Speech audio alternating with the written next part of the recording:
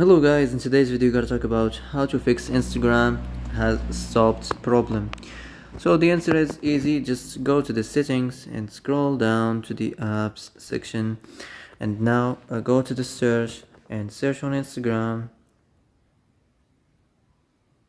and now uh, go to the storage, and here we find this clear cache option. Click on it. Now you can go check it if it worked. If it didn't work, you can try to restart your phone, and if it didn't work again, you can maybe try to clear data, but be careful. When you clear data, all your information, all your Instagram data will be deleted. This includes all files, settings, databases, etc.